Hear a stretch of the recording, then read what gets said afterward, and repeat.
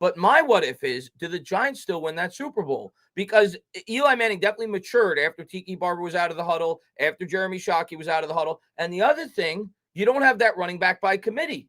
So we all know that Brandon Jacobs is not better than Tiki Barber. We all know that Derek Ward and Ahmad Bradshaw are not better individually, but as a whole, as a committee, you could certainly make that argument. They had the best rushing attack in football that year. If Tiki's back with the team, you never have that running back by committee. Does Tiki wear out during those playoffs? So that's another what if I often think about. If Tiki does come back, putting the huddle stuff aside, is the running attack as good as it was?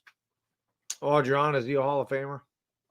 I think so. I think that all of the stuff off the field and the things that he said about Eli and Coughlin and all of that, fans have focused so much on that they kind of forgotten about the career that he had with the Giants, which is pretty crazy. But, no one is talking about their personality and what he did off the field as to whether or not he should be a Hall of Famer. When you look at the stats and you look at what he did in his career with the Giants, I don't think there's any question. And I feel like he's come pretty close. So I feel like, in the next couple of years, we should see him in there.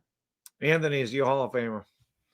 I think so. I think all the points that Chris made, especially that 3-year run that he had, was just absolutely ridiculous. And if you compare his stats then to any of the running backs then, and if you look at his stats then and compare them to some of the best running backs in the NFL right now who get that Hall of Fame label, absolutely he stacks up and he deserves it. One player that I think not enough people mention, he's probably not a Hall of Famer, and obviously he's not right now, but I think somebody deserves at least a little bit of buzz but gets none of it. Justin Tuck. He was a first-team All-Pro, a two-time Pro Bowler, a second-team All-Pro in another season, 2 rings, some of the most important sacks in NFL history that led to Super Bowl wins. He gets 0 buzz. Not saying that he is a Hall of Famer, that he's going to get anytime soon, but sometimes those older guys, you get 40 years removed. I could see Justin Tuck one day getting in there, and I think he deserves some buzz. He's a perfect example of what I talked about, of a guy that got ruined by the Plaxico Burress shooting himself in terms of his Hall of Fame candidacy.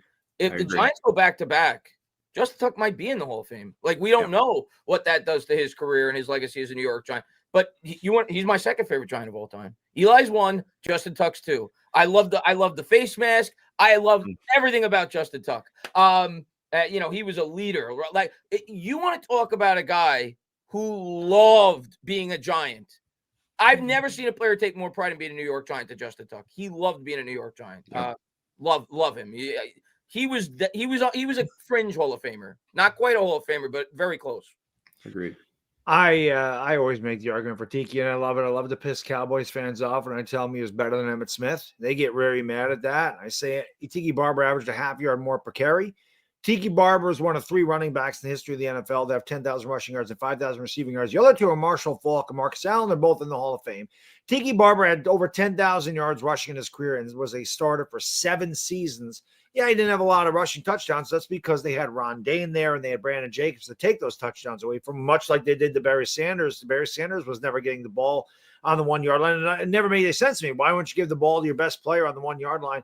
But even the last game Tiki played in the regular season as a Giant, he went for 240 yards and 3 touchdowns against the Washington Redskins to get us into the playoffs. Tiki Barber at the end of his career ran for 3,500 yards in his last 2 seasons. He led the league in yards from scrimmage, I think, twice out of the last 3 years. He was incredible, man. Why he's not in the Hall of Fame does not make any sense to me. I don't understand. He said some stupid things. Whatever. I don't hold this stuff against him when they're not. I've said this a million times. When they're not on the team anymore, I don't really care what they do. I know what he did when he was here. I know how how good he was. He was incredible. He was our best player the last few years he was here. So he's a Hall of Famer, man. Put the damn guy in Canton already. I don't know what the hell they're waiting for, man. He's one of the best players to not be in the Hall of Fame, if you ask me. Oh, Oh, go ahead, Chris. Sorry. No, incredible. I agree. He's a Hall of Famer. Listen, I named my dog after Tiki Barber. I was in love with Tiki Barber growing up as a kid. He was the first Giant I fell in love with. Fell head over heels in love with Tiki Barber as a kid. Couldn't wait to wear his jersey to school every day. Incredible receiver. We say it all. The screen game with Tiki Barber was out of this world. But yeah, no, he's a whole.